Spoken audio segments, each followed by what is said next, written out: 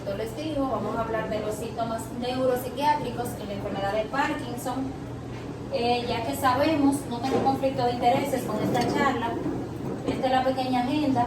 Sabemos que la enfermedad de Parkinson es la segunda enfermedad neurodegenerativa más frecuente después de la enfermedad de Alzheimer y que en los últimos años ha venido en incremento. En el 2016 se hablaba de que estaban afectados unos 6.1 millones y que cada década o cada año que pasa va incrementando y se va duplicando la cifra de pacientes afectados con esta enfermedad.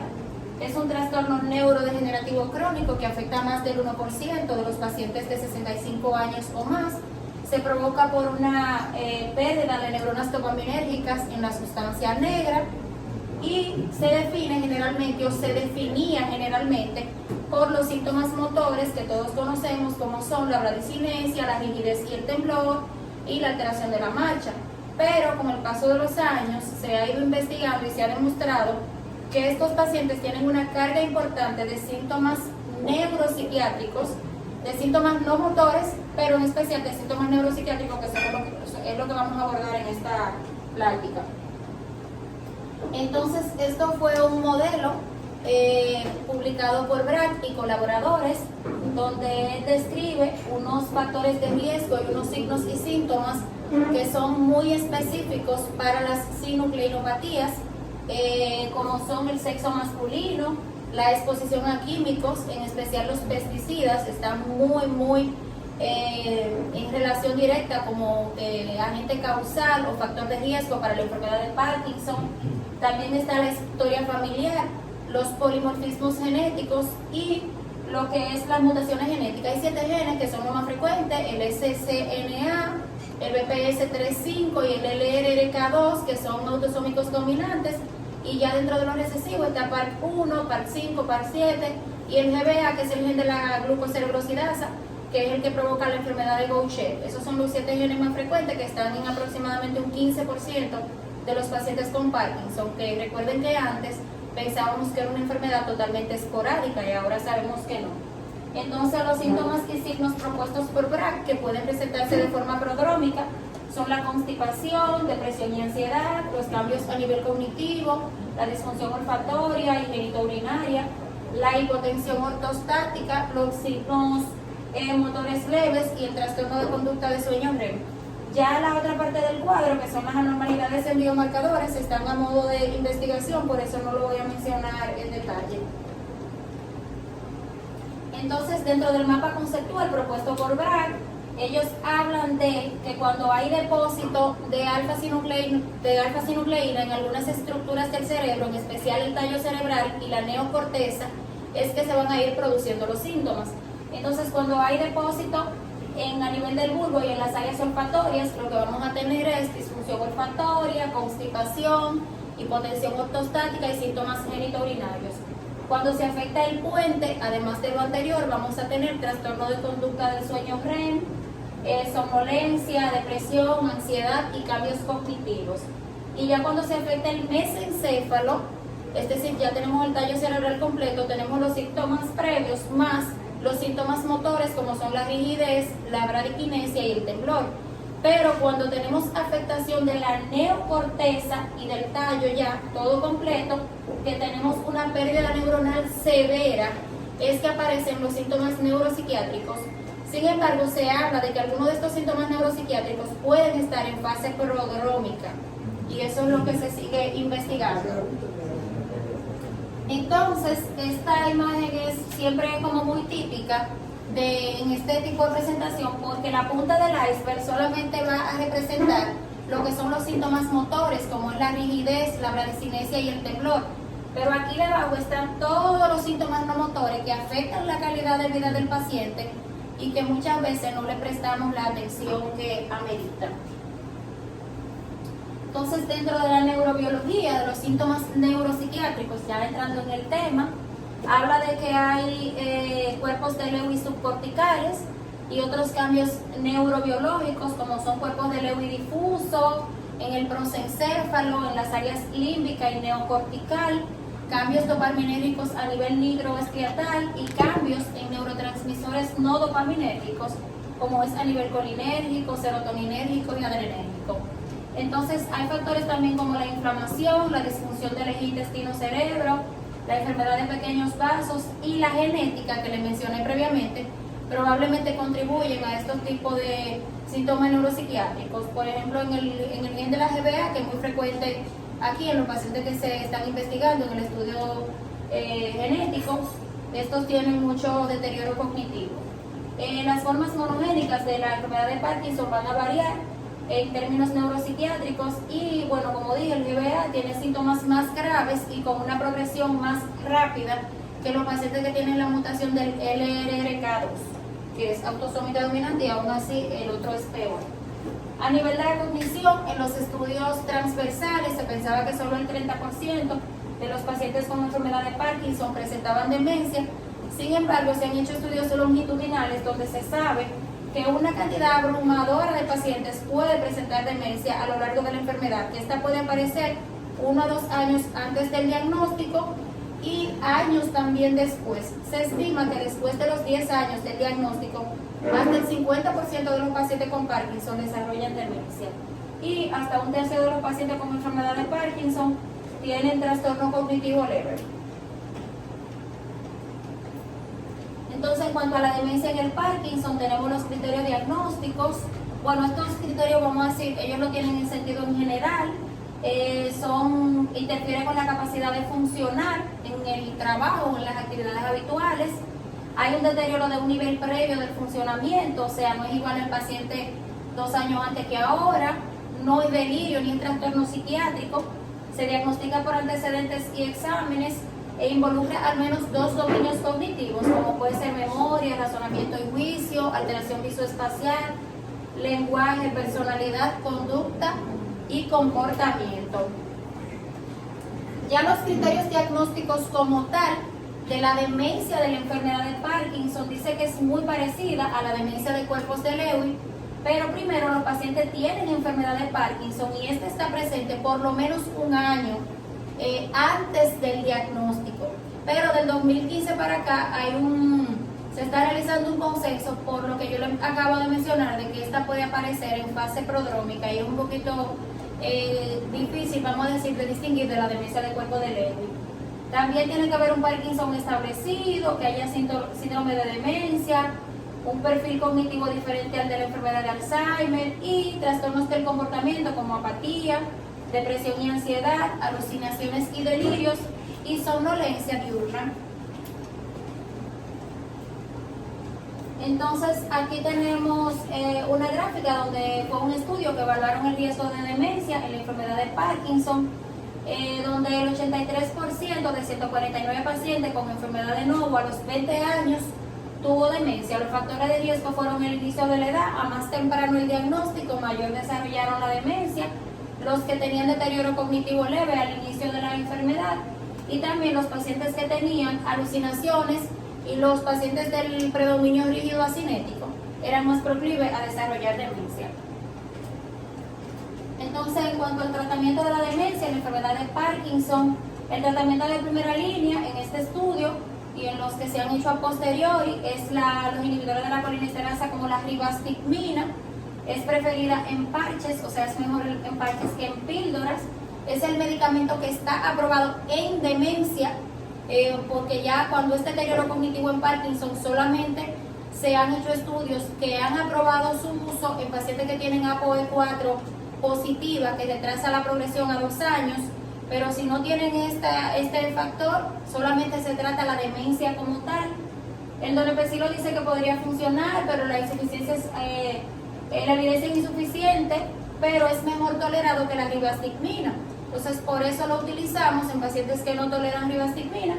Y la memantina habla de que los estudios tienen conflicto, aunque puede ayudar, y que el 27% tiene un beneficio sustancial en un estudio de Axland con riesgos aceptables. Pero en la gráfica de lo que ellos estudiaron sí se ve una mejoría entre líneas con el uso de rivastigmina, que fue el medicamento que está aprobado. En cuanto a la depresión, esta se presenta aproximadamente en el 20% de los pacientes en un momento dado, con una prevalencia acumulada mayor entre un 30 a un 50%, y una prevalencia mucho mayor en fases tardías de la enfermedad, alcanzando hasta un 60%. La depresión se puede presentar incluso en la fase prodrómica de la enfermedad y hay estudios que hablan de que hasta el 80% de los pacientes con Parkinson en algún momento de su vida se deprimen, por lo que hay que tener en cuenta esta parte. Estos son los criterios propuestos para la escala de comportamiento anormales. Para los criterios de depresión mayor y depresión menor, haciendo hincapié que los síntomas aparezcan por lo menos 2 semanas previo al diagnóstico y le dan especial interés a lo que es la pérdida o ganancia de peso o del apetito, la insomnia o la hipersomnia, agitación psicomotriz o retardo y fatiga o falta de energía. Entonces, esto fue propuesto por la MDS, la Sociedad de Movimientos Normales, donde todas esas escalas se pueden utilizar para la depresión, están validadas y aprobadas, y cualquiera de ellas nos puede ser útil. Entonces, pero una de las que más utilizamos es la HAM-D, que si tiene mayor de 13 puntos es positivo para depresión en Parkinson. Y ahí ustedes ven humor deprimido, sentimiento de culpa, suicidio, insomnio, actividad de trabajo y retardo psicomotor, agitación, ansiedad y síntomas somáticos, entre otros.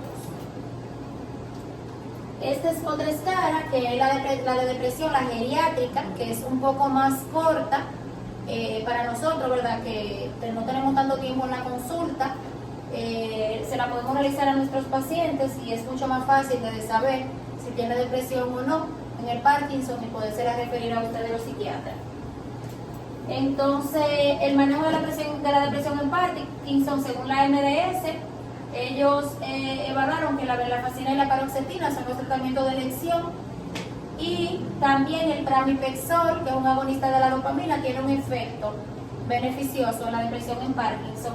También recomiendan los antidepresivos tricíclicos como la nortriptilina y descipramina, tomando en cuenta los efectos secundarios en pacientes mayores y esos, pero están aprobados.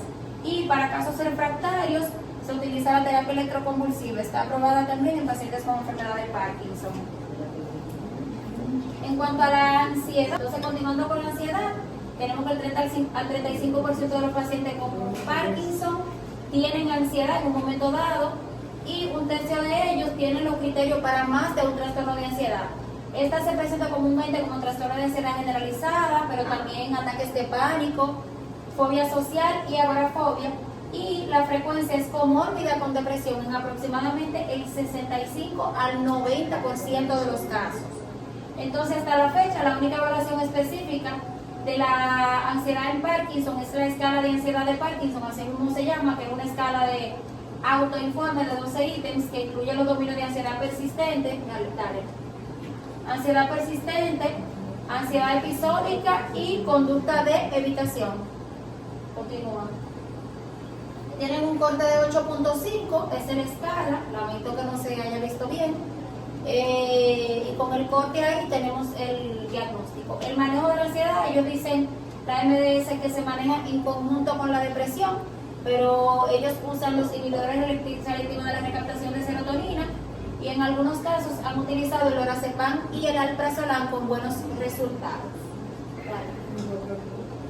En cuanto a la psicosis, aquí las alucinaciones menores como fenómenos de paso e ilusiones se produce hasta en el 45% de los pacientes con enfermedad de Parkinson. Las alucinaciones visuales ocupan el 15%, las no visuales el 35% y los delirios el 4% en pacientes con Parkinson. Son predominantemente visuales, pero también pueden haber alucinaciones olfatorias, auditivas, táctiles, y como se ve en esta gráfica, la psicosis aumenta con el tiempo con una prevalencia acumulada de hasta el 60%, y aquí se ve que se asocia con lo que es la institucionalización y el aumento de la mortalidad, como se ve en las líneas que se separan, que aumentan las alucinaciones en este tipo de pacientes. En cuanto a los delirios son menos comunes, pero aún en el Parkinson, pero más comunes que en la enfermedad de Alzheimer. Se presentan con paranoia, con delirio de infidelidad, con huésped fantasma y con cátedras, que los psiquiatras saben más de eso que nosotros, pero yo leí que es como que ellos entienden que una persona, un familiar, es como un impostor. Es así. Ajá, y que puede ser inclusive hasta confundido con una mascota, ¿cierto? Ok, continúa. Entonces, el manejo de psicosis y delirio en Parkinson, ellos aprobaron la primavanserina, que nosotros no la tenemos aquí, pero es un agonista antagonista de la serotonina 2A, que tiene muy buenos resultados, como se ve en la gráfica. Ahí se ve cómo las líneas se dispersan, y ese medicamento fue aprobado y le están dando muchos usos, inclusive en la psicosis asociada a otro tipo de demencia, no solo en la enfermedad de Parkinson, sino en otras enfermedades. También tienen como uso la quetiapina, pero es por el amplio uso que se le da a la misma, no es que han visto un resultado diferente. Refieren como dosis tope 100 miligramos al día, porque por encima de los 100 miligramos consideran que da muchos síntomas parkinsonianos.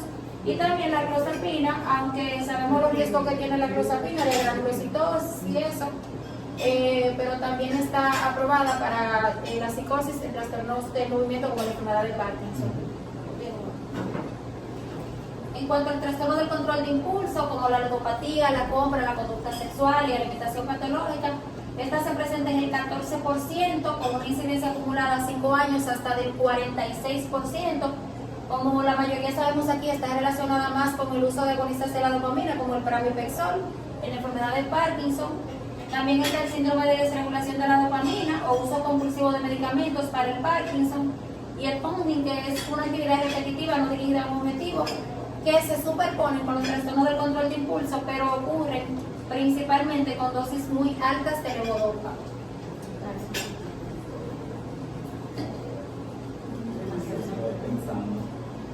Entonces, el tratamiento, como de lo que va, el tratamiento del trastorno del control de impulso es reducir la terapia con agonistas de la dopamina a sabiendas de que no la podemos suspender de golpe, porque puede generar un trastorno de como si fuese de retiro de alguna otra droga o un síndrome de abstinencia, igual que los otros tipos de drogas que dan síndrome de abstinencia, y se debe entonces reducir lentamente y paulatinamente para tratar de eliminar el agonista de la dopamina y suplementar esto con levodopa.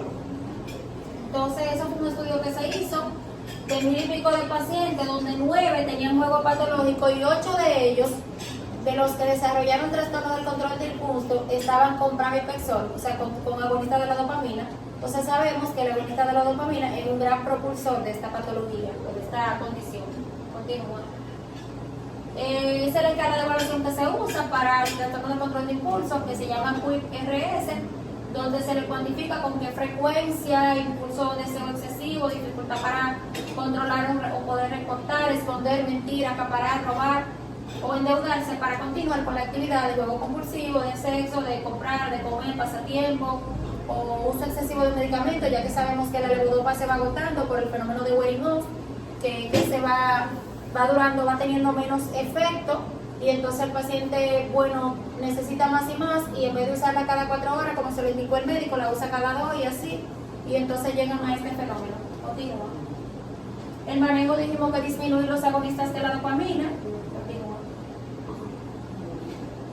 En cuanto a la apatía se presenta entre el 15 al 75%, al 70% con una media de 35%, es comórbida y se superpone con la depresión, pero sigue siendo común incluso cuando se excluyen a los pacientes con demencia y con depresión. La gravedad y la frecuencia de la apatía en pacientes con Parkinson se puede medir utilizando la escala de apatía. Ahora hay una escala para todo. El inventario de apatía o la escala de clasificación de la apatía. Dale. El manejo de la apatía en este caso es tratar la depresión, mejorar la cognición con ribastigmina o con parches de rotigotina, que entiendo que no lo tenemos aquí, no sé si el doctor lo trae, pero ese es el manejo.